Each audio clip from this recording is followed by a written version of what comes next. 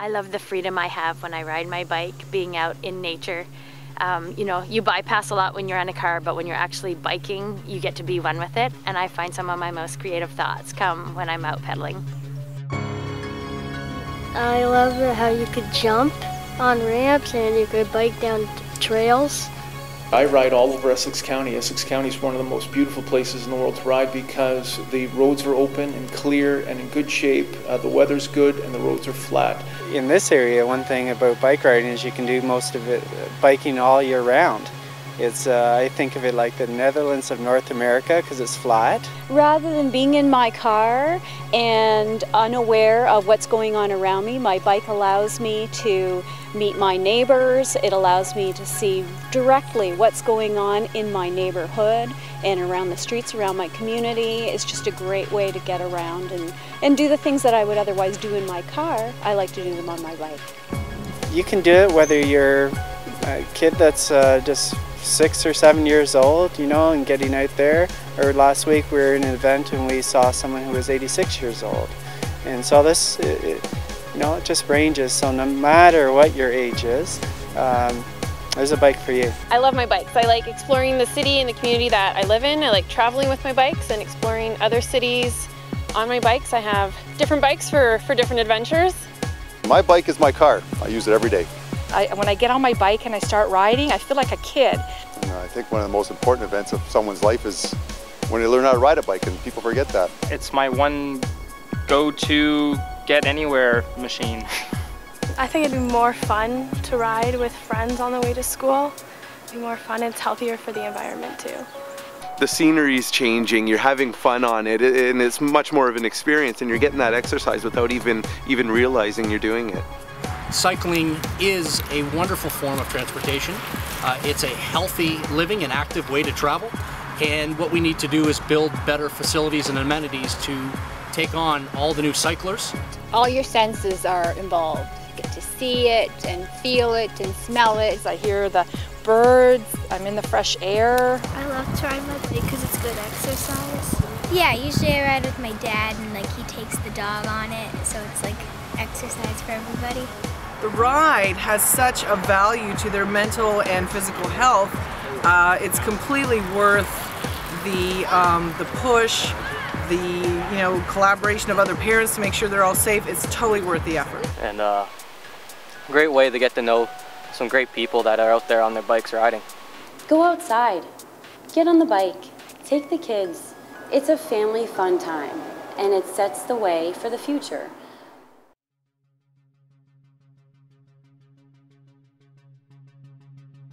You can be a young person, your first time on your bike, and if you're not protected and you're not careful, you could hit your head, and then this could affect you that you might not ever wake up again. It's not brain surgery. You don't want to get a concussion. You don't want to crack a skull or anything like that. Your brain's the most important part of your body. Well, that's why people wear helmets when they do dangerous things to protect themselves, like soldiers and construction people. All these people wear helmets. And when you're on a bicycle, it's dangerous too, so you need to wear a helmet. Hit back of my head, split it open. I ended up having to get, I think it was 13 stitches. So that was a wake-up call to start wearing my helmet. And you may have an injury to your brain that that may stop you doing all those things you really like. When you're in a car, you're protected by the car itself. On a bicycle, you have none of that protection around you. A helmet is just an added feature to help protect you. And really, what I found after I was fitted for a helmet was that it is comfortable. As long as it's fitted to you, you don't even really notice it after a while.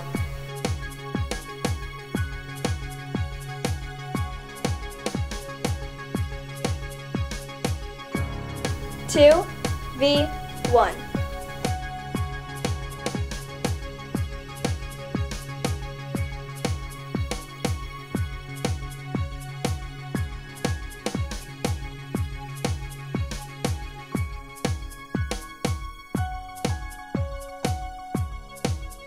Two, V, one. I was riding with a really experienced rider. There's no reason that she should have any issues. And we had to stop abruptly, and she ended up clipping the tire of somebody behind her. She fell down, not even hard, just a light fall. She was wearing a helmet and she had a concussion. She ended up being taken away in an ambulance. She didn't remember being there or why she was there or who we were. And that really hit home for me, and I thought, you know, even an experienced rider can hurt themselves like that, then how is it that I wouldn't hurt myself just riding from here down the street? You know, anything can happen. Sometimes you might be at school playing with your friends and you might get pushed around the playground and you don't want to get in trouble. Then you're injured and maybe you feel like you're going to be sick. Because when you hit your head, you can feel like you're going to be sick and you have a headache and you feel dizzy and you feel confused. And so it's really important that if you hurt yourself and hit your head, that you tell your teacher or a parent so that you can get the help you need. I've had many crashes actually. Thankfully I had my helmet on. I have dents to prove it in my helmet. And by doing that, I ended up with whiplash, but I ended up with no fracture on my skull. I ended up with, you know, my head was safe. So I can't stress enough the importance of wearing a helmet, even if you're just going out on the road. You know, you hit a curb, you could be down. There's so many things. You swerve to avoid something. You know, I mean, you also have vehicles around you. A helmet can save your life. When I'm riding, I ride like the Highway Traffic Act says I should ride, and that my bike is a vehicle. This is a great opportunity for kids that are just getting into the freedom of riding a bicycle, that this is your chance to practice what you're going to do when you're in a car.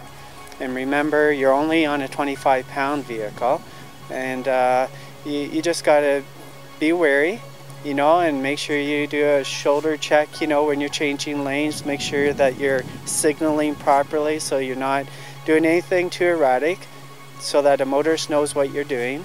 Most motorists are very respectful, you know, as long as you're being respectful too. And always try to be on the right-hand side as close as possible, but you don't want to be so close that your pedal actually strikes a curb. So everything you do on your bike is what you're going to do in the future in your car. And if you get those skills down early, driving a car is going to be so much easier because you're already going to know the rules of the road. You shouldn't be riding on the sidewalk. I mean, sidewalks are for pedestrians, but in addition to that, the driver has that less of a window to actually spot you right away. So you want to stay on the road so that there's a big enough angle so that they'll see you at their peripherals. There's more time for them to spot you. It's less likely that you're going to get smacked coming around like a bush or something that's obstructing the view. We don't expect children to learn how to ride on the East Hero Expressway. So that's about the only time you're ever going to be riding on a sidewalk, when you're first learning how to ride a bicycle. And that's with the supervision and care of your parents and guardians to make sure that you're learning how to do it right. But once you've learned how to ride that bike and now you've got that independence, it's important now that you make the transition onto the road and you follow the rules as they're set out in the Highway Traffic Act. And this is also your chance to start moving toward being that big person that gets to drive a motor vehicle someday. I know there's some misconceptions about what direction to ride your bike on the road. You are a vehicle, so the same direction that you would travel in your car, you would use on your bicycle. And I always try and take routes that I know that there's not going to be a lot of cars on. I'm noticing a lot more bikes on the road, so to me this gives the motorists more of an awareness that bikes are out there. It's a little nerve-wracking riding on the roads and stuff like that, but you really can't ride on the sidewalks. It's kind of illegal. You just got to know that the people will give you your space. If you're ever riding at night, put a light on your bike so people can see you and you don't get hit by a car. You should really be stopping at stop signs just like a vehicle, because you have the same dangers that a vehicle does. And you should be stopping at lights and respecting what other people have to do as well on the road, because you're sharing the road with that car. Well, you should always, obviously wear a helmet, because if you fall, you're gonna hit your head and you won't get hurt. Or wear closed-toe shoes. To get your practice up and to try to get your confidence up, try some of the trails throughout Windsor and Essex County, and that can build up your skill. Because it's more important that when you're paying attention on the road to watch out for different things, right? Because when you're in a car all the time, you don't think about those things. I have been doing this my whole entire life. I have all the proper equipment. I have my helmet on, I have my shin pads, even though you really can't see them, they're underneath my pants. My bike has been built up by me. I used to be a bike mechanic. I know all the proper parts to have for doing all these big tricks. So just be safe when you go out there and try it for yourself. Just watch out for people walking their dog without a leash. They tend to get in the way. Have a bell on your bike. May not look the best, but it tells people you're coming.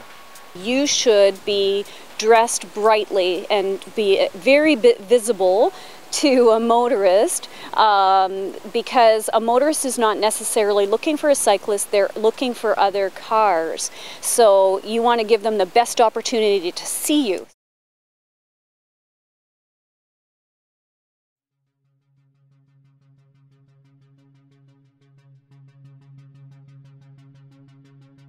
Every time you're going to go ride your bike, you're going to do an ABC quick check. It's real simple, it's real fast, it's just to make sure your bike's in good shape before you hop on and ride. First, you're going to do A, which is air. So you're going to check the front and back air pressure by giving it a little squeeze. If there's not enough air, you're going to get a bike pump and pump them up. You don't want to catch a flat during your ride. Next up, B.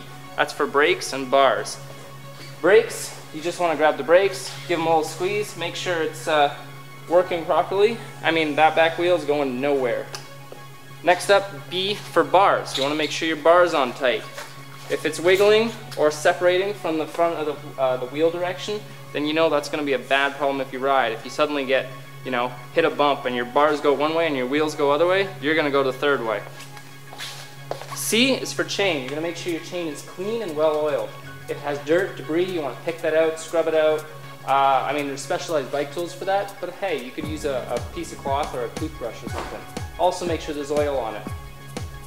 Lastly, quick release. That's only if you have a quick release tire. This one doesn't, so we don't have to worry about it, but many bikes actually have a quick release for the front and rear tire. In addition to those important things I mentioned before, there's one other thing I really like to take on my rides. It's my miniature bicycle repair kit. It has everything I need to fix a flat or patch a tire while I'm on the road. So I went to school in Toronto and there's a lot of bike theft in that city, so I learned how to lock up my bike properly. Pretty much you take off the front tire and you lock it to the back and your frame all together to the bike rack. What that does is if a thief does try and steal your bike, he has to not only break the lock, but he also has to take your tire and put it back on before he can ride off with it. It makes it an extra deterrent for any bike thieves who want to take your ride. On top of that, I like to use a nice solid U-lock. It's a lot more durable than a chain or any sort of wire lock. They're typically more difficult to break, and it's just that extra bit of insurance.